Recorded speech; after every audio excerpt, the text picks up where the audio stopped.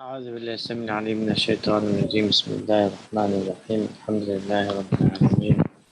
الحمد لله رب العالمين. الحمد لله. الصلاة والسلام على أشرف الأنبياء والمرسلين نبينا وإمامنا وقائدنا وقدوتنا محمد وعلى آله وأصحابه أجمعين. اللهم صل على محمد وعلى آل محمد كما صليت على إبراهيم وعلى آل إبراهيم في العالمين إنك حميد مجيد. اللهم بارك على محمد وعلى آل محمد كما باركت على إبراهيم وعلى آل إبراهيم في العالمين إنك حميد مجيد. اللهم رب اشرح لي صدري ويسر لي أمري واحلل عقدة من لساني يفقهوا قولي. أما بعد، السلام عليكم ورحمة الله وبركاته. وعليكم السلام ورحمة الله وبركاته. Ustad, how are you? Ustad, you okay? Alhamdulillah, I'm very well. Can you hear me? Yes, very well. Ustad. طيب إن شاء الله. طيب, we're starting from Hadith number 20, right? Yes, Ustad. Ji. Bismillah. طيب. The title of the Hadith: we ought to be merciful towards the shaitan. We ought to be merciless towards the shaitan. We ought to be merciless towards the shaitan. Now here I use the word ought, which suggests obligation. Islamically, right? It is obligatory for us to be merciless towards the shaitan. Especially, we know once we have verified they are shaitan. That's number one. And once also we have given them 3 chances, even if they are not shaitan, even if they are jinns, even if they are Muslim jinns, we are allowed to kill them. As we said this last lesson, we are allowed to be merciless towards them by killing them because they have crossed the boundaries and they are committing oppression. They are committing oppression to the level of qisas, to the level of death penalty. Yeah, Asas made that very clear. By said there are some jinns who have become Muslims, so give them, ask them to leave 3 days, and after that, if they don't leave, even if they're Muslim, that's the implication, kill them. So here, the title is we ought to be merciless towards the shaitan. So my point I'm trying to make is, once you confirm and affirm they are shaitan, even if it's once, it doesn't have to go to 2 or 3 times. If you confirm they're not Muslims, then it's obligatory upon you to be merciless towards them. Why? Because they are merciless towards us. They are merciless towards us, and they are nothing but devils and shaitan. They are nothing but evil and harm. Harm and evil defines them. Allah subhanahu wa ta'ala says, الَّذِينَ آمَنُوا يُقَاتِلُونَ فِي سَبِيلِ اللَّهِ وَالَّذِينَ كَفَرُوا يُقَاتِلُونَ فِي سَبِيلِ الطَّاغُوتِ فَقَاتِلُوا أَوْلِيَاءَ الشَّيْطَانِ إِنَّ كَيْدَ الشَّيْطَانِ كَانَ ضَعِيفًا. Allah subhanahu wa ta'ala says, those who have believed in myself and everything that I have legislated, they fight for His Jalla wa Ala's sake. They fight for the sake of Allah subhanahu wa ta'ala. وَالَّذِينَ كَفَرُوا يُقَاتِلُونَ فِي سَبِيلِ الطَّاغُوتِ. As for those who have disbelieved in me and what all the important matters which I have legislated, they fight for the Taghut. Taghut, anyone who is in authority and power, and they have the execution also of the power, and they oppress. They disbelieve and they oppress. They are labeled as Taghut. فَقَاتِلُوا أَوْلِيَاءَ الشَّيْطَانِ. Kill the friends of the shaitan, allies of the shaitan, supporters of the shaitan. Fight them, kill them. And then Allah subhanahu wa ta'ala ends by saying, Inna kayda shaitani kana da'ifa. The plots and the plans behind the scenes which the devils do, be it the human beings or be it the jinns or together, is da'if, kana da'ifa. It's always weak. It's always weak against a believer. It's always weak against those who fight for the sake of Allah subhanahu wa ta'ala. Why? Firstly, because they are fighting against belief, and belief by default is truth. Secondly, they are fighting with Allah subhanahu wa ta'ala, and obviously Allah subhanahu wa ta'ala is the most powerful being. So Allah subhanahu wa ta'ala sooner or later will aid the believers and assist them with his power and might, with his plans and with his execution, and thereby they will win, and thereby their plots and plans are always and will be, when they're facing the believers, will be always weak. Surah Nisa verse 76. As for the hadith, عن جابر بن عبد الله قال أمرنا رسول الله صلى الله عليه وسلم بقتل الكلاب حتى إن المرأة تقدم من البادية بكلبها فنقتله، ثم نهى النبي صلى الله عليه وسلم عن قتلها وقال عليكم بالأسود البهيم ذي النقطتين فإنه شيطان. Allah صلى الله عليه وسلم ordered us to kill dogs. In the beginning, in Medina صلى الله عليه وسلم ordered to kill dogs, any dogs, especially wild dogs, right? They were ordered to be killed. And we carried out this order so much so that we killed the dog accompanying a woman from the desert. I.e., even domesticated dogs were killed. Yeah. ثم نهى النبي صلى الله عليه وسلم عن قتلها. Then the Messenger صلى الله عليه وسلم forbade us from killing. And then he specified what type of dogs we should kill. He said, وَقَالَ عَلَيْكُمْ بِالْأَسْفَلِ الْبَهِيمِ لِلنُّقْطَتَيْنِ فَإِنَّهُ شَيْطَانٌ. So some said, kill the completely black wild dog which has 2 spots in the eyes. فَإِنَّهُ شَيْطَانٌ. It is shaitan. Yeah. So then here Sallallahu is commanding us to kill the dog which is shaitan, and this can be manifested upon any shaitan. So here shaitan is representing as a dog. Sallallahu is ordering for us to kill, and he gave the description, and thereby if we affirm a jinn or a shaitan has possessed a human being or has entered in a house and is shaitan, then we are allowed to kill him. We are allowed to kill him.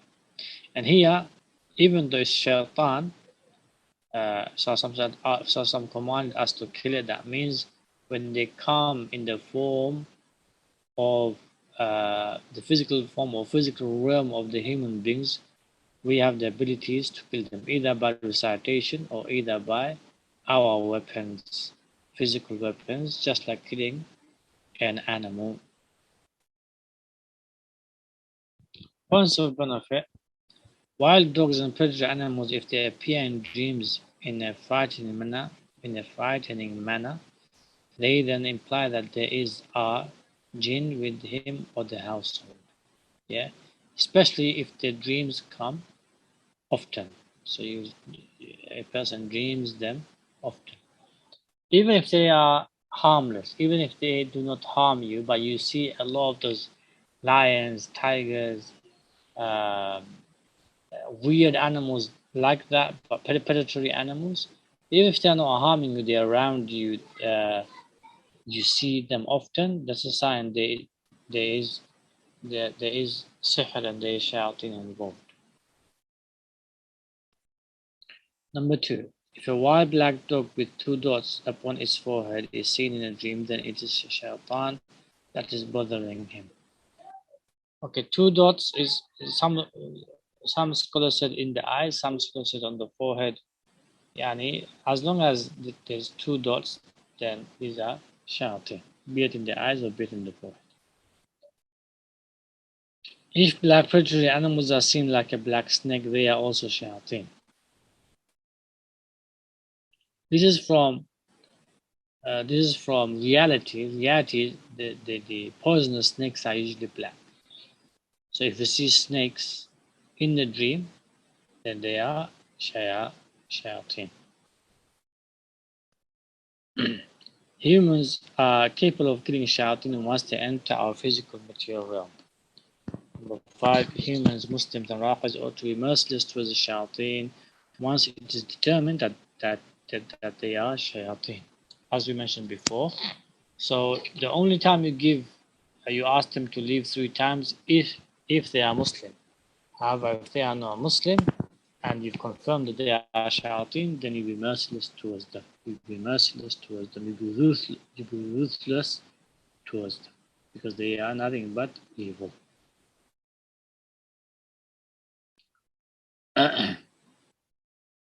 Hadith number 21. Expression of Tawheed by default makes a shayateen powerless.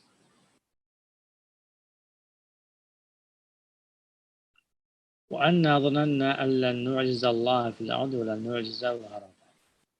And we have become certain that we will never cause failure to Allah upon earth, nor can we escape Him by flight. So here they have affirmed, the jinns have affirmed, they are powerless in front of Allah subhanahu wa ta'ala, Jalla Jalaluhu subhanahu wa ta'ala. And thereby, as soon as the person's soul and heart and mind and limbs uh, surrender to Allah subhanahu wa ta'ala's realities, authorities and powers and execution of powers, then by default the shayateen, they also become powerless. They become powerless.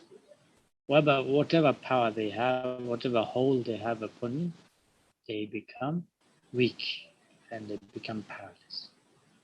عن أبي المليح عن رجل قال كنت رديف النبي صلى الله عليه وسلم فعاثرت دابته فقلت تعس الشيطان فقال لا تقل تعس الشيطان فإنك إذا قلت ذلك تعاظم حتى يكون مثل البيت فيقول بقوتي ولكن قل بسم الله فإنك إذا قلت ذلك تصاغر حتى يكون مثل الذباب. From Abil Malih, he said, قال كنت رديف النبي صلى الله عليه وسلم. He said, I was riding on a mount behind the Prophet صلى الله عليه وسلم. It stumbled, i.e. the animal, be it donkey or the horse, stumbled. Therefore I said, may the devil perish. So he cursed Shaitan, the Sahabi. He said, do not say that. Sallallahu said, do not say that. For when you say that, he will increase in size so much so that he will be like a house. Saying, by my power, by my power I did this. Yeah, I made the animal trip, or I made the animal stumble. Yeah. So rather to say first Bismillah. So say Bismillah first. So anytime you you hit your, for example, knee against the corner of your knee against the wall, or you trip or you stumble, say Bismillah first. Then you can curse the shaitan. Then you can say A'udhu billahi minash shaitanir rajim and so on. But first say Bismillah. Why? When you say the name of Allah subhanahu wa ta'ala, even if the shaitan was behind, within the means of you being hurt or you being stumbled or you trip and so on, even if he was within the means, what happens is because you said Bismillah, he becomes small because you remembered and mentioned Allah subhanahu wa ta'ala and you did not give him the benefit, you did not give him the credit of the harm that he had inflicted upon you or the evil that he has done to you. Yeah. And if you keep repeating, he because you're mentioning and remembering Allah subhanahu wa ta'ala, Allah subhanahu wa ta'ala is the source of your trip, Allah subhanahu wa ta'ala is the means of your trip, then he becomes smaller and smaller and smaller. In physically, he becomes smaller, and also psychologically, mentally, he becomes smaller. He becomes powerless. Points of benefit: the shayateen exaggerate their power. Number 2, when everything is attributed to Allah, the shayateen become powerless. Number 3, the power of Tawheed and the names and attributes of Allah subhanahu wa ta'ala are beyond our imagination. So we cannot imagine what just simple Bismillah will do to this. shaitan who's bothering you. He may seem very powerful, he may have a grip and a hold of you, like a magician, for example. But if you keep repeating Bismillah, Bismillah, Bismillah with the intention of burning it, killing it, or killing whatever you're feeling and the source of it, killing whatever you're going through and the source of it, keep repeating Bismillah, Bismillah, Bismillah. It will suffocate it, it will eventually burn it, because you're calling upon Allah subhanahu wa ta'ala to do so, the creator of it. Number 4, a single name or attribute or single dhikr or single dua suffices to render the shayateen totally weak and powerless. What then if it were repeated?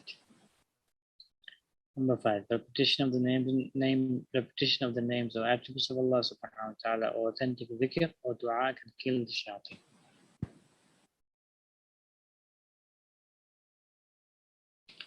Hadith number 22. Ayatul Kursi protects a person from even the most powerful shaitan. So I give the whole Ayatul Kursi. الله لا إله إلا هو الحي القيوم لا تأخذه سنة ولا نوم له ما في السماوات وما في الأرض من ذا الذي يشفع عنده إلا بإذنه يعلم ما بين أيديهم وما خلفهم ولا يحيطون بشيء من علمه إلا بما شاء وسع كرسي السماوات والأرض ولا يؤوده حفظهما وهو العلي العظيم. The reason this is the greatest verse is because Allah subhanahu wa ta'ala describes himself in this verse of, firstly, not only his ever eternally living, but also that he has power over everything. He has power over everything. And he does not sleep. He does not sleep, right? And nothing happens except by his permission. And he encompasses everything with his knowledge, meaning with his authority, power, and execution. Yeah. So Allah subhanahu wa ta'ala here is describing himself at the level of protection of his creation. That's why this is the greatest verse for us human beings, for us Muslims, even Muslim jinns. Why is this the greatest verse? Because Allah here is describing his attributes of protection over every single thing. The angels are protected, the heavens and the earth are protected, the human beings and the jinns are protected. Everything is protected by these attributes. Yeah. So that's why it's the greatest verse. There's no other verse that describes Allah subhanahu wa ta'ala in terms of protection than these verses. There's no escape from Allah subhanahu wa ta'ala in any way. Everything is included and everyone is included. Yeah.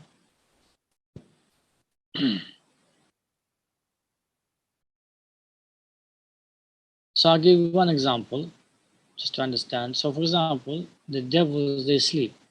Iblis sleeps. Yeah. So this in of itself puts fear. What's the fear? That when they are sleeping, Allah takes the soul. Or when they are sleeping, Allah subhanahu wa ta'ala punishes them. Yeah. So every thing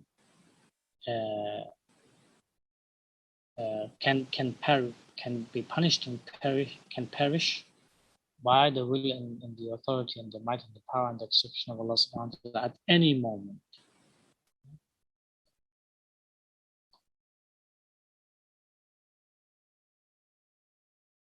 As for the hadith, Abu Hurairah narrates, وَكَلَنِ رَسُولُ صَلَّى اللَّهُ عَلَيْهِ وَسَلَّمْ بِحِفْظِ زَكَاةِ رَمَضَانِ. Messenger appointed me to guard the donation of zakat of Fitrah. Yeah. فأتاني آت فجعل يحث من الطعام فأخذته وقلت والله لأرفعن كذا وصوص. So a person is to come at night time and he's to take some of this food. So this happened 3 times, 3 days in a row. And the Messenger used to ask Abu Hurairah, what did your prisoner do yesterday? So Abu Hurairah used to reply back. He said he's got family, he's in need. So I became merciful towards him. I let it go. I used to let him take the food. Yeah. So some said he will return tomorrow. Yeah.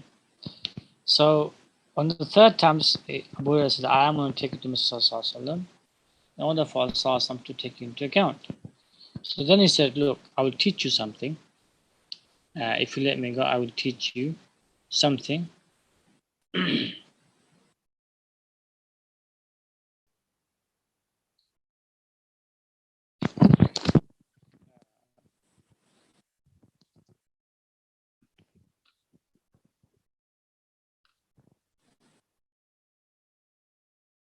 That I will teach you something that will benefit you. Then he said, this is Iblis saying, قلتم ما هو قال إذا أويت إلى فراشك فاقرأ آية الكرسي. When you are lying down on your bed about to sleep, recite Ayatul Kursi. فإنك لن يزال عليك من الله حافظ ولا يقربنك شيطان حتى تصبح فخليت سبيله. He is saying, Iblis is saying, فإنك لن يزال عليك من الله حافظ. You'll be protected. Allah subhanahu will send an angel down. You'll be protected. ولا يقربنك شيطان. Shaitan will not come near you until you wake up. So shaitan that you was meant to bother you, it will not bother you until you wake up.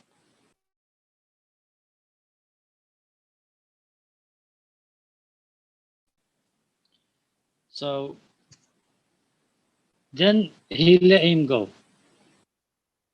فأصبحت فقال الرسول صلى الله عليه وسلم ما فعل أسيرك البحر. Some said to him again the third time, what did your prisoner do yesterday, Abu Hurairah? قلت Abu Hurairah said, يا رسول الله زعم أنه يعلمني كلمات نفعني الله بها. He claimed, look at the words Abu Hurairah, he claimed, because it's shaitan, because he was lying, he said he will never return, but he was returning. He claimed that he will teach me words that through them Allah subhanahu wa ta'ala will benefit me. فخليت سبيله. So then I let him go. قال ما هيش. Some asked, what was it? قلت قال لي إذا أويت إلى فراشك فاقرأ آية الكرسي من أولها حتى تختم.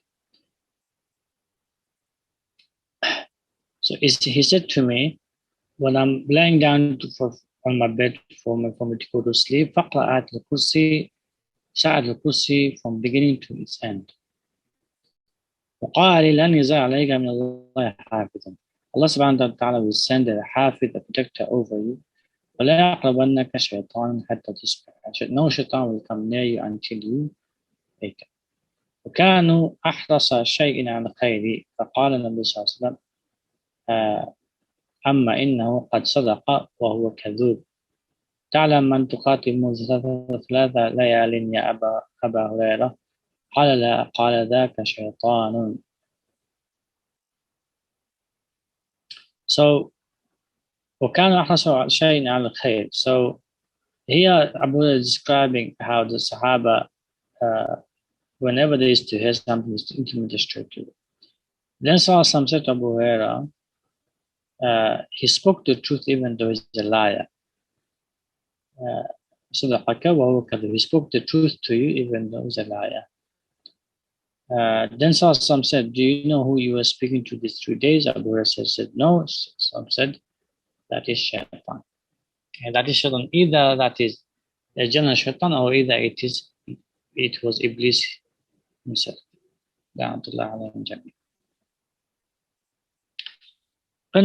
Points of benefit from this hadith: jinn and shaitan can take forms as humans and communicate with us just like humans. So obviously, if it happened at the time Sallallahu and Abu Huraira, Sahaba, then obviously it can happen more in any other time. They can eat and drink our food, especially if we don't mention the name of Allah, just like this shaitan did. Number 3, when they enter into our material realm, they are susceptible to the cause and effect of our physical world, so they can be killed. So Abu Hurairah held him. Abu Hurairah spoke to him and he replied back. So they are susceptible to our poison. The shayateen attempt to attack us when we are asleep. So when we are asleep, this is when we are most vulnerable, especially if one has sihr and hasad and ayn and the shayateen are involved therein, then one is more vulnerable then. So this hadith came for everyone, but more for those who are being bothered by the shayateen. So one may say, okay, I will say, but how comes I am not helped? How come I be attacked even though when I recite Kursi? Abu Hurairah and saw somebody say recite once. Yeah? So recite as many times as possible until you go to sleep. With the intention that Allah subhanahu wa ta'ala protects you from the shayateen and the wiswas and whatever you go through. So keep reciting until you fall asleep. Recitation of Ayatul Kursi before sleep causes an angel to be sent down to protect us. So just by reciting once, an angel will come down. But if there is sihr involved and other things involved, because these things are involved, this angel obviously will minimize the effects of the sihr and the shayateen as much as he can, unless sihr is destroyed. Once the sihr is destroyed, then alhamdulillah, if you shut up the kursi once, you'll be protected because there's no harm for the angel to protect you from except the general harms. If there's lots of harm on you, he obviously will minimize as much as he can from these harms by the will of Allah subhanahu wa ta'ala. So what you need to do is what? You need to destroy the source of the harm. How? By reciting Ayatul Kursi, keep repeating. So the more angels descend, because by reciting one time, there's one angel descending. If you keep reciting, keep repeating, more angels will descend due to the recitation of Ayatul Kursi. Ayatul Kursi makes Allah sends, just by reciting once, Allah subhanahu wa ta'ala sends a Hafiz. So if you keep reciting, Allah will keep sending. Hafiz will protect you. And there's so many of the angels will come in, and then they will go to the source of the evil eye, source of the shaitan, source of the devil, and so on. And they will kill them and destroy them. Yeah? It's about repeating. Same with Surah Fatiha, same with Amana Rasulu, same with Qul Huwallahu Ahad, Qul Huwallahu Falaq, Nas. It's about repeating. By which then the sources are destroyed by the nur of the reputation and the power of the reputation. Number 7, recite Ayatul Kursi whenever protects from the shayateen. So whenever you're being bothered from the shayateen, recite Ayatul Kursi again, repeat it as many times as you can. But there are more manifestations of the power of recitation, dhikr and dua on the jinn and shayateen than on us human beings. So because we cannot see the nur of the recitation, they can see it. So they are harmed more because they can sense it, they can see it. That's why they are harmed more. Because we cannot sense it, we feel it. So therefore, the human beings, when it comes to us, the impact of the Quran is lesser on us than the jinns. The jinns, they are attacked very quickly, or they are harmed very quickly. Also, they change to Islam very quickly. Once you start reciting, you give da'wah to them, they become Muslim very quickly. They get impacted very quickly because they can see what we cannot see. They can witness what we cannot witness.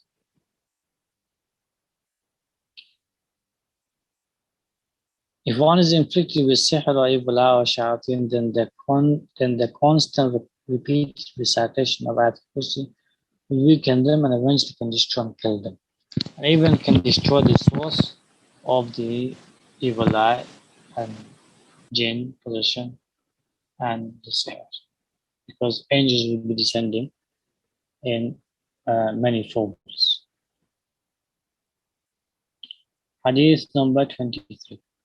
Voluntary worships especially recitations of the Surah Al-Baqarah, for shayateen to flee from the house.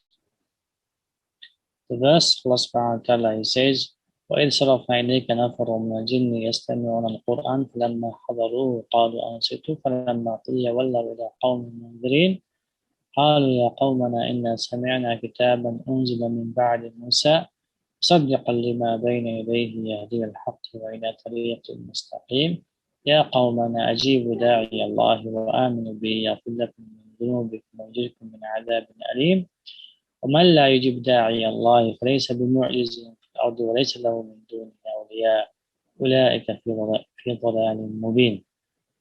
Subhanahu says, and when we directed to you a few of the jinn, and nafar means groups of jinn. So not one group, many groups.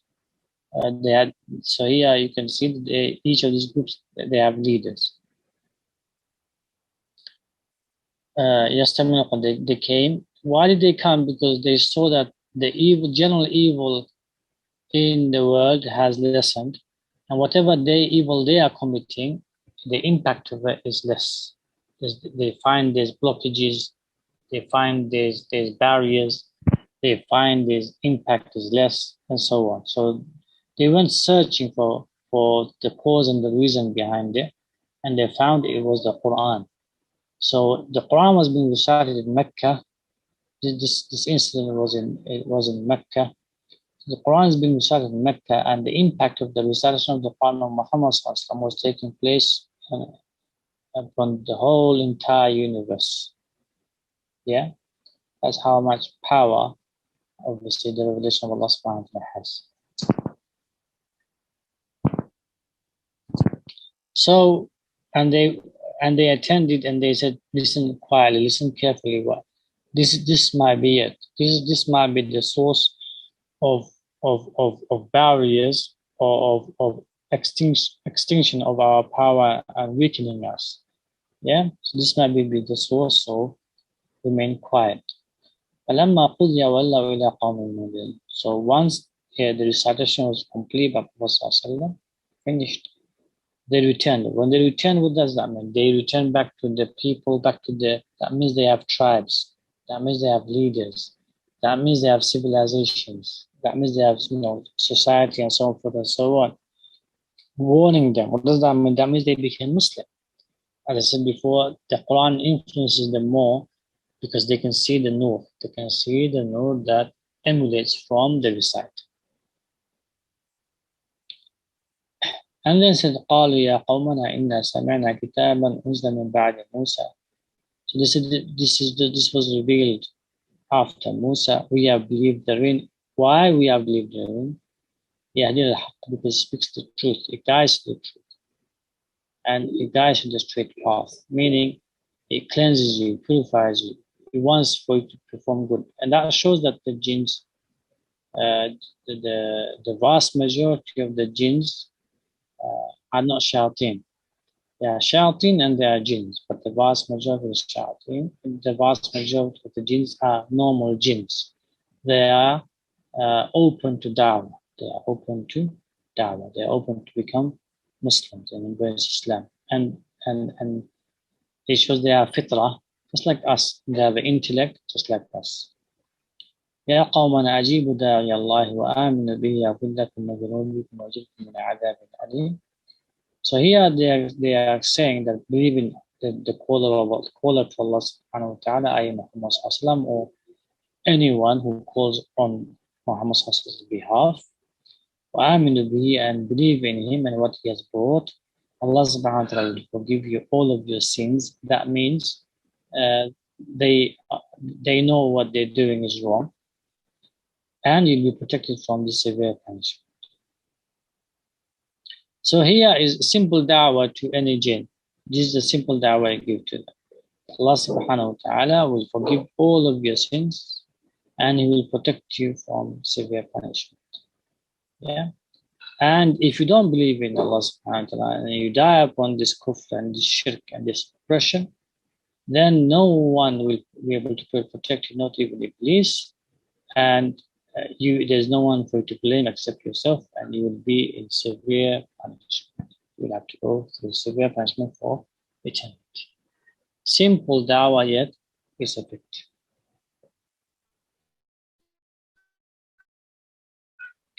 As for the hadith, the Messenger said, لا تجعلوا بيوتكم مقابر إن الشيطان ينفر من البيت الذي تقرأ فيه سورة البقرة. Do not make your houses into graveyards. The shaitan flee from the house therein which Surah Baqarah is recited. So obviously we say to play the whole Quran, which is excellent, but what is sunnah, what is most effective is for you yourself and your spouse and your children, for you to recite Surah Baqarah every day. If you know half it, then throughout 3 days or 4 days or 5 days or the whole week, recite Surah Baqarah with the intention for the shayateen who are living in the house or in your room or inside you, for them to flee. Why flee? If they don't flee, that means they will die. That means they will what? Die. That means Surah Baqarah can kill the shayateen. Yeah, so as I said, they flee from the house. Why do they flee? Because they've been tortured. And if the torture continues, what happens? They die. Concept benefit. Worships in one's home protects the household. Number 2, daily voluntary worship makes a house a pure heavenly house. Number 3, daily recitation in the house protects the household from spiritual ailments and harms. Number 4, daily recitation of Surah Baqarah or at least every 3 day completion of it in the house with the intention causes shouting to flee the house. If they don't, they die. Yeah? Number 5, playing Surah Al-Baqarah or the entire Quran continuously in the house can cause the same result, shouting, fleeing, or dying. Let's add that part, Riyaz, or dying. Yes. Number 6, if they continue to reside in the house and the recitations continue, they can eventually die. That's why they flee to save themselves. Okay, I mentioned that anyway, number 6 is fine. Number 7, spraying recycled water on the house daily weakens and destroys the sihr and kills the shayateen. The house should be sprayed at least once in the morning and once in the evening before going to sleep, and any time when there are negative mood swings. Or when you feel negative energy, straight away get up and spray the house. You can spray the house with normal water, or you can add therein rose water, recite therein, and you can spray the house. If obviously if it becomes like marks on the wall and so on, then you don't have to spray. You can use your hands and swipe the walls while you're reciting the adhkar and the du'as, or you can just blow on the walls while you're reciting the du'as and the adhkar and the Quran with the intention to burn away the sihr, the ayn, the hasad, and the devils and the residents there. Hadith number 24. The Adhan of Salah strikes the shayateen so viciously that they release wind. Rasulullah says, وَقُلْ رَبِّ أَعُوذُ بِكَ مِنْ هَمَزَاتِ الشَّيَاطِينِ وَأَعُوذُ بِكَ رَبِّ أَنْ يَحْضُرُونَ. And say, My Rabb, I take refuge with you from the incitements of the devils. And I take refuge with you, my Rabb, lest they be present with me. So here Allah subhanahu wa ta'ala made it very clear that we seek refuge from Allah subhanahu wa ta'ala from Hamazat al-Shayateen. Hamazat al-Shayateen, as we explained in our last lesson, is possession of shayateen. Possession of shayateen. وَأَعُوذُ بِكَ رَبِّ أَنْ يَحْضُرُونَ. And the second portion of the verse makes it very clear. And I take refuge with you, O Allah, that they be present. Either they be present in my dreams, or they be present while I'm awake. They come in physical form either inside me or outside me. I take refuge from that. Yeah. Why? Because the intention is harm. Their intention is nothing but evil. They are merciless, they are ruthless, and they want nothing but harm. So here Allah subhanahu wa ta'ala made it very clear that you seek refuge with Allah subhanahu wa ta'ala. Your heart, your soul, your mind, your limbs seeks refuge with Allah subhanahu wa ta'ala from Hamazat al-Shayateen. So memorize this verse and just recite from this part. Rabbi a'udhu bika min hamazat al-shayateen وأعوذ بك رب أن يحضرون. Whenever you feel their presence, keep repeating with the intention of burning them alive, with the intention of burning them alive and the source of their power. Yeah, intend that and keep repeating. عن سهيل قال أرسلني أبي إلى بني حارثة قال ومعي غلام لنا وصاحب لنا فناداه مناد من حائط باسمه قال أو أشرف الذي معي على الحائط فلم ير شيئا فذكرت ذلك لأبي فقال لو شعرت أنك تلقى هذا لم أرسلك ولكن إذا سمعت صوتا فنادي في الصلاة فإني سمعت أبا هريرة يحدث عن رسول الله صلى الله عليه وسلم أنه قال إن الشيطان إذا نودي بالصلاة وله حصاص. Suhail reported that his father sent him to Banu Haritha along with a boy or a man. Someone called him by his name from an enclosure. The narrator said, the person with me looked towards the enclosure but saw nothing. I made a mention of that to my father. He said, if I knew that you would meet such a situation, I would have never sent you. But whenever you hear such a call from the evil spirits, when you feel that there's a presence and there's someone calling you, that means the shayateen, they can call your name, you may hear it, and then you might look back and they are not there. So they are there, but you can't see them. Yeah. So what do you do? Right? You said A'udhu Billahi Minash Shaitanir Rajeem. You can blow towards the left. You can recite Ayatul Kursi. You can recite the Quls. You can recite Aman Rasul. You can recite Surah Falaq, Surah Nas. You can recite وَجَعَلْنَا مِنْ بَيْنِ أَيْدِيهِمْ سَدًّا فَأَغْشَيْنَاهُمْ فَهُمْ لَا يُبْصِرُونَ. You can recite so many things with the intention of blinding them, of protecting yourself and so on. Also, what you can do, you can give adhan. So here the Sahabi is doing qiyas of Abu Hurairah. So Abu Hurairah said that the shaitan flees whilst releasing wind when the salah is called. The adhan of salah is called. Yeah. So here, Sahabi, he generalized what was specified by Sallallahu. Was specified, when the adhan is given for salah, the shaitan flees. But the Sahabi here, what did he do? He generalized it. Whenever you feel in presence of shaitan, give the adhan. So this is the benefit, that if you want to understand the deen, we have to go back to the Sahaba. How they do qiyas, how they analyze things, how they deduct things, we can then use the same principles to deduct and utilize and manifest it. So because here the Sahabi himself is deducting, Tabi'in themselves are deducting, then we can do the same thing. So now, any Ruqya hadith that is specific to a case situation, we can generalize it if we feel there is presence of shayateen or sihr or ayn hasan. Is that clear, my brothers and sisters? Because the Sahabi here generalized the adhan against the shayateen. One some benefit. The shayateen can be heard even if they are not seen. But the words of the Wahid revelation are powerful beyond our imagination against the jinn and the shayateen. So here the words of the Wahi is what Adhan. Adhan was revealed. Number 3, the Adhan of Salah strikes them so viciously that they flee letting out wind. Obviously we cannot see that, but it's reality, it happens. It happens. And if you keep reading the Adhan loudly, with the blowing, with the wiping, so we blow into your hands and you wipe your body with the intention of striking the shayateen which is inside your body, they will flee. They will flee. Number 4, the adhan of salah. And if you can't do it, then, for example, your sister or your mother or your auntie, for example, anyone besides the adhan blows into their hand and wipes your body.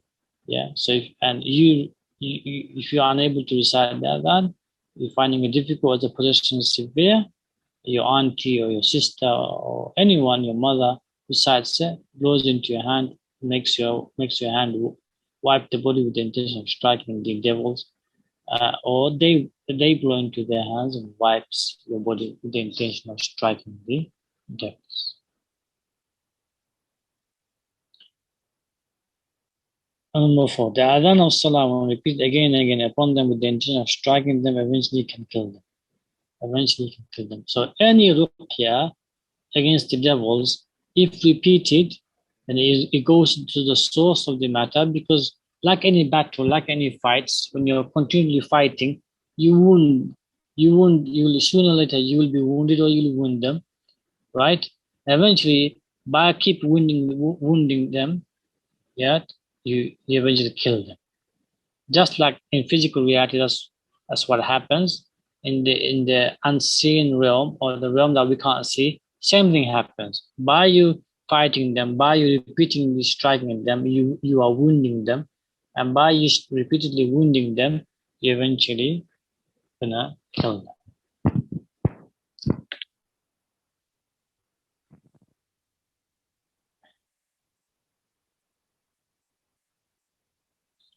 The last hadith number 25. The last two verses of Baqarah is powerful against the shayateen. We know this verse is from Aman al-Rasul all the way until the end. I'll just recite it quickly for you. آمن الرسول بما أنزل إليه من ربه والمؤمنون كل آمن بالله وملائكته وكتبه ورسله لا نفرق بين أحد من رسله وقالوا سمعنا وأطعنا غفرانك ربنا وإليك المصير لا يكلف الله نفسا إلا وسعها لها ما كسبت وعليها ما اكتسبت ربنا لا تؤاخذنا إن نسينا أو أخطأنا ربنا ولا تحمل علينا إصرا كما حملته على الذين من قبلنا ربنا ولا تحملنا ما لا طاقة لنا به واعف عنا وارحمنا أنت مولانا فانصرنا على القوم الكافرين. As for the hadith, the Messenger of Allah said, Al-ayatani min akhs al-Baqarah man qara'a bihima fi laylatin kafatah. He who recites the two verses at the end of Surah Baqarah at night, they will suffice him. Meaning that they will become a protection for him from any harm and evils that he or she may not feel or perceive. It doesn't have to be only spiritual elements. It can be even physical. It can be even mental. It can be even what can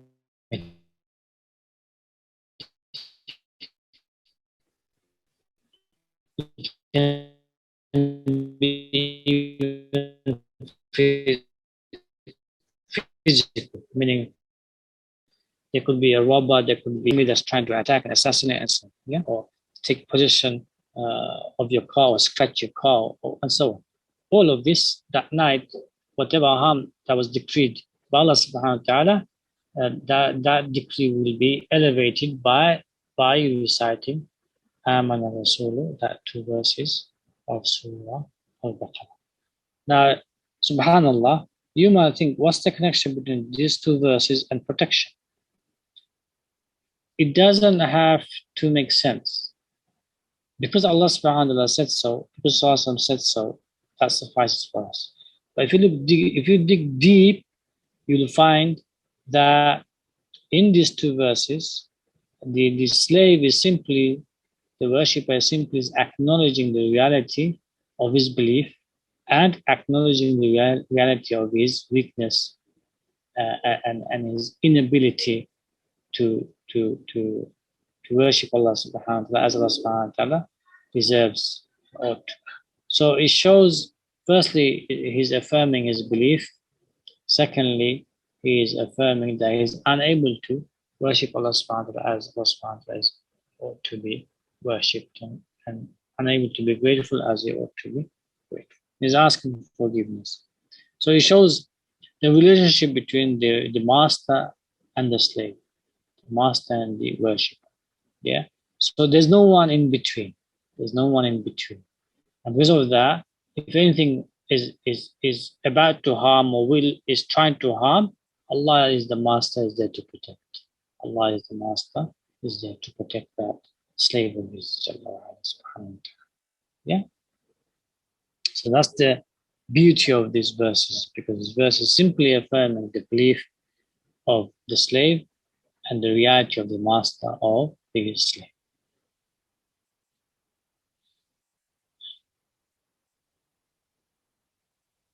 Here I gave another hadith. So instead of giving one hadith, here I gave another hadith just to, because they are related to this hadith, the first hadith.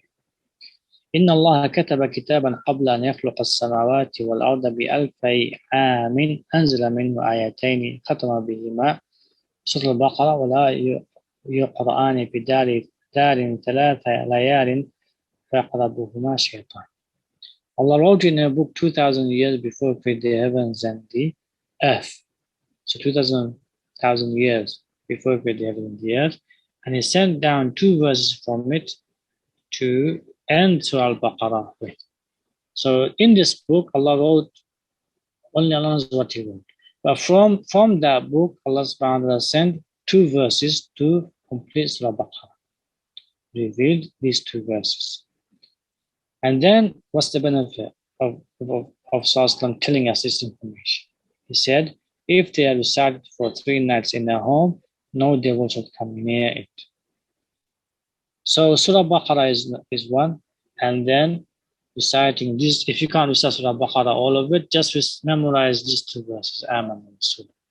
Recite it, keep reciting with the intention of blocking yourself. So if a house can be blocked, that means a room can be blocked. If a room can be blocked, that means you yourself can be blocked. Shaitan can't come near you. Yeah? So it will not come near you three nights, your house. I mean on the 4th, it will come. So this is continuous jihad fisabilillah until you completely kill them, until you completely destroy them. The source of them coming. Points of benefit. These two verses are enough to protect oneself from all harms. Number 2, the shaitan cannot stay in a house where these two verses are recited 3 days consecutively. Number 3, these two verses block and protect the house from the shaitan, even preventing from coming near it. So the point of all of this is, let me just teach you the principle, is any ruqya, it's like any battle with any weapon. Ruqya is a weapon. So it's like battling with any weapon. You keep wounding the enemy, until you kill him. You keep wounding the enemy how? By repeating. Yeah? With the repeating you blow, with the repeating you wipe, with the repeating you do ghusl, you spray the house, and so on. Allah subhanahu wa ta'ala cure all of us and protect all of us. Allah subhanahu wa ta'ala cure all the Muslims and protect all the Muslims. Allah subhanahu wa ta'ala cure all the good people and protect all the good people. Allah subhanahu wa ta'ala burn the sources of sihr, sources of ayn, sources of hasad, sources of possession by the shayateen, of khubth al-khabaith, by the mawd al-shayateen, by the magicians, by the shayateen. Allahumma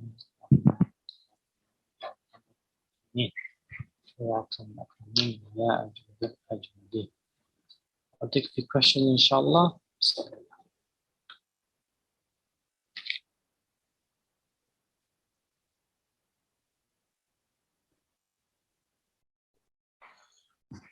Okay. Bismillah ar-Rahman ar-Rahim. Brothers and sisters, any questions, please do put them forward now. Ustad will be taking questions for Ustad. Roughly how long have you got for Q&A?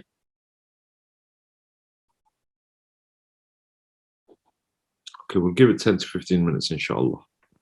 5 to 10, yeah, inshallah, 10 minutes, inshallah. Okay. Bismillah ar-Rahman ar-Rahim. Assalamu alaikum. Jazakumullah khair. May Allah protect you all. Allahumma ameen. Question is a bad oud from your mouth or body even after bathing a sign of jinn in the body? So a bad smell from the mouth, even after washing out the mouth, even after cleansing the mouth and so forth, is this a sign of a jinn within the body? So consistently having bad breath. Not necessarily. It can be sihr, it can be hasad, it can be ayn, it will be any. So the best way to test it out is by actually doing ruqya either by yourself intending each of these intentions. So for example, you intend, wallah, if there is a sihr which is giving me this bad smell, then burn the source of the sihr. And then you recite Surah Baqarah, then you recite the Qurs, and so on, and you do the Ruqya treatment by blowing into your hands, wiping, by having the showers, by applying the oils, by applying the perfumes, and so on. And if you react severely, then it could be sihr. You do the same thing with ayn, you do the same thing with hasad, you do the same thing with jinn-possession. The ones that the intention that you react the most severely, then work with that intention until you don't react anymore. Then go down the list. So for example, you reacted with the sihr one the most, stick with that intention until you receive no more reaction, and then go with the next one ayn, the next one hasad, and so on, until you get no reaction from any of them. Then alhamdulillah, you are fully cured. Okay, Bismillah. Question number 2. Assalamu alaikum, Shaykh. Can you tell me, for physical illnesses, which is the best Ruqya treatment to take on?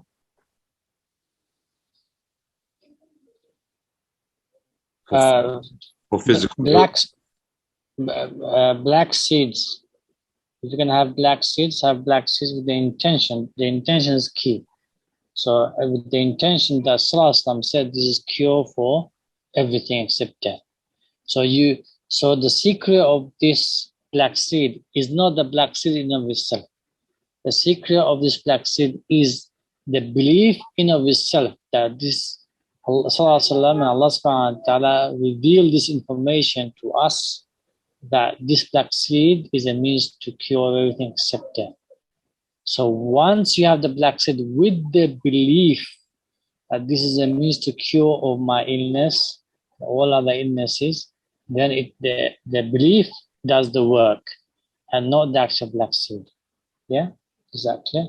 So black seed is cure for everything: diabetes, blood pressure, cholesterol, obesity, you name it.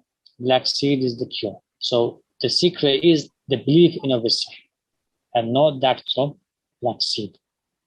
Yeah. Secondly, recitation of the Quran. Recitation of the Quran, recite until you're exhausted, right, with the intention of cure. But then when you're exhausted, don't stop. The next 10, 15, 20 minutes after you're exhausted, the cure will take place. Yeah. So the Quran, when you're intending cure, what it does first, like anything else, it starts to fight away with the external illnesses until it goes to the source. And once it goes to the source of the matter, you'll be exhausted because now it's fighting the source. So just be patient for another 10, 20, 30 minutes, and then the Quran will completely kill and uproot the source and extinguish, to burn away the source of the matter. What happens is to us is that we get exhausted and we stop, and then the source has not been killed. It went to the source, but it was not killed. It was not uprooted. It was not extinguished. So what happens, because this is sihr, because it's hasad, because it's ayn, the negative energy that's out there, it comes and it makes it stronger again. So the negative energy, be it from the shaitan, be it from Iblis, be it from the kufr and shirk that's been done by it or through it, be it from the negative energy of the stars and so on, they come back and make it strong. So what to do is, once you become exhausted, know the cure is there. Just continue for another 20 minutes, continue for another 30 minutes, right? And then you'll see what happens to that exhaustion. For example, I give this example a lot of times. You come back from work, you're tired, you're fatigued, you want to go to sleep, but pray just that 2 rak'ah. As soon as you perform the wudu and you stand for the 2 rak'ah, where does your fatigue go? Where does your tiredness go? As if you were not tired, as if you were not fatigued. What happened? That extra fatigue was from shaitan. It was not from your actual physical body. Yeah. Similarly, When you're fatigued and tired by reciting the Quran, that extra tiredness is not from your body. It's not from your physical body. The extra tiredness is from shaitan. It's from the source of the evil. It's from the source of the hasad. It's from the source of the ayn. It's from the source of the mas. Yeah? So that extra is from the source. All you have to do now is go the extra mile. Go the extra mile. It's standing. It's like a physical battle. You're about to kill it, and it's fighting back. It's trying to, you're strangling it. It's fighting back. What is doing? It's fighting back because you know it's going to kill it. When it's fighting back, it's going to fight back the more severe because it's going to die. It's going to move his body. It's going to move your arm. It's going to punch you, kick you, do everything. Yeah. So just be patient and prolong the recitation. And third is dhikr adhkar, constant dhikr adhkar with the intention of killing the source, burning away the source, extinguishing the source. That's number 4. Number 5, wudu. Keep wudu. Whenever you break wudu, keep wudu. And if you're constantly breaking wudu, have tayammum, soil next to you, right? Or any kind of dust, like any kind of bricks or clay, that soil comes off. When you rub, soil comes off. Then you can do tayammum. Tayammum is equals to wudu. Tayammum equals to wudu, especially if you have illness or getting wind. Yeah? So have a tayammum next to you and have wudu. That wudu will kill the jinn sooner or later. Will kill the jinn, no matter how powerful the jinn is. That wudu will kill the jinn. As far as I'm said in the hadith, that no one keeps wudu except a true mu'min. No one keeps wudu except a true mu'min. What does that mean? That means that shaitan cannot live with that Muslim. He or she has to become mu'min. He or she has to become mu'min. The only way he or she will become in the category of mu'min is by killing the shaitan. The shaitan will prevent him from praying, prevent him from reciting, prevent him from fasting, prevent him or her from being intimate with spouse or all of his obligations. So when you keep wudu, sooner or later the shaitan has to die in order for this Muslim to become mu'min. So keep wudu. Okay, the next question, there's 3 of them, so I'm going to put them all into one because they're very alike. So the question is, why do the jinns love greasy food? What do they benefit on the person gaining weight and making them lazy and stressed? Let me just add to this. Let me just scroll down, just bear with me. Why do the shayateen have such a huge appetite and how can I combat it? Bismillah. Well, yeah, when it comes to that's their food. So they have long life, and because they are residing in a human being, they want to destroy the human being and make the human being lazy and so on, so that they can possess you mentally more. When you be lazy and unhealthy, you can't think straight. You can't think for yourself. So it works in the favor. The way to control all of this is obviously healthy diet, going out, swimming, going to gyms, horse riding, jogging. With the more you do with the support network, the more better, and the more you have reasons to do it, the more better. So, for example, you do it for charity, do it for the masjid, and so forth. All of these, you donate the activities that you do locally or nationally or internationally. You donate the money that's raised to empowering cause. That will motivate you to be out and about, have a support network to live a healthy life. And second is fasting. Fasting, the jinns hate fasting. So the Monday and Thursday start fasting and then take baby steps. Don't rush into it. Start with Monday. Once you focused on Monday and now Monday has become a routine for you for a month and a half, then go to Thursday, Monday and Thursday. Now, if you miss one day, so one Monday you missed, so then any of the week of the day, make it up for the Monday. So Tuesday, make it up. You can't make up Tuesday, make it Wednesday, make it up. You can't make it up on Wednesday, make it up on Friday or Saturday or Sunday. You see, make it up. So don't. The one of the quotes I made recently, those who have seen it, is one of the best ways to defeat shaitan is to make things up. Make things up. So you miss something's routine, make it up. Shaitan he'll be raging. He'll be raging because you miss it. Yeah.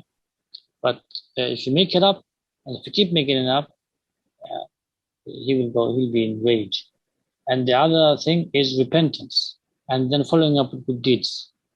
These three makes the devil go nuts because they worked so hard, and then you're making it up. Not only that, you're repenting, and not only that, you're following up with greater love-care deeds. He makes them go crazy, and that's when they leave you alone because there's no point of messing with you because the more they mess with you, the more you become loftier and higher and more determined and more closer you become with Allah subhanahu wa ta'ala. The more you fulfill your duties with your spouse or with your family, with your children and so on.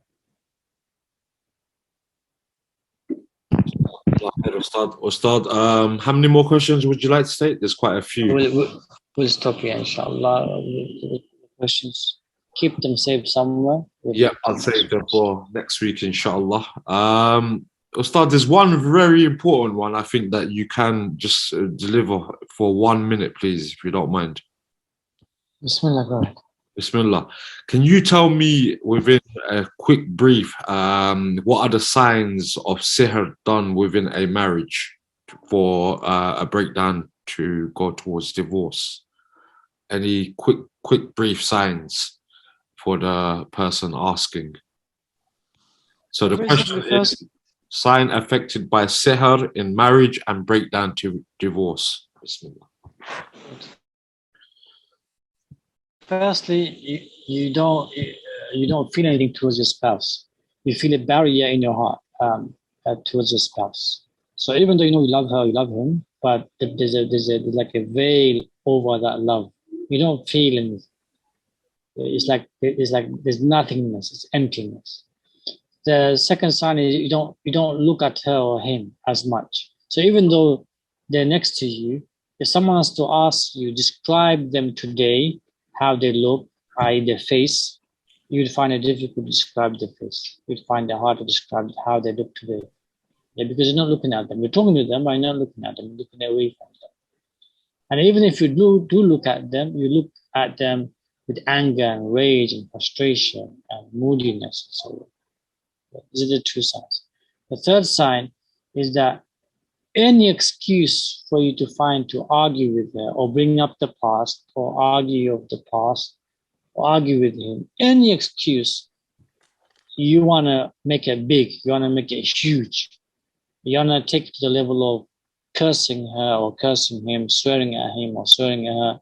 You want to slam the door, you want to hit the wall, you want to make it as worse as possible, and you don't want to move from that room or from that stage. Even though inside you're not raging, you want to rage. So you yourself, you're not raging, but you want to rage. You love to rage. You enjoy to rage. You want to make it worse. This is not from the devils. Yeah. So these three are signs of sihr of tafriq. A simple way to put it, the objective. Always look at the objective. What is the objective of every time something happens between my wife?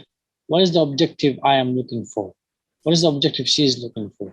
If the objective is always, for example, divorce or leaving the house or asking for divorce or wanting to separate, then even though you don't want to separate, even though you love one another, even though you're going to be together with one another, but the objective is always comes up, divorce, separate, move on, you find someone else, I'll find someone else, right?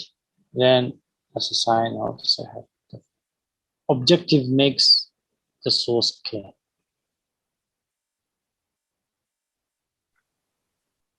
Okay, Jazakumullah khair, Ustad, for your time. Brothers and sisters, Jazakumullah khair for joining us on this class. As I have mentioned usually towards the ending of the other classes, that if you have any questions or you feel like you need to speak to Shaykh Abu Ubaid himself, you can book a consultation through the Fitrah Center website, which offers Ruqya treatment, consultations, dream interpretations, and so forth. Again, there is a number on there as well.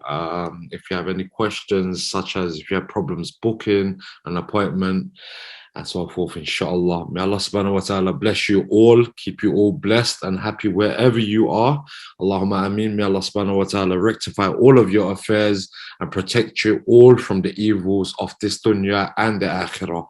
Allahumma ameen, Allahumma ameen, Allahumma ameen. Jazakumullah khair, Ustad. May Allah bless you always, keep you blessed wherever you are and protected wherever you are. Allahumma ameen. سبحانك اللهم وبحمدك أشهد أن لا إله إلا أنت أستغفرك وأتوب إليك. السلام عليكم ورحمة الله وبركاته.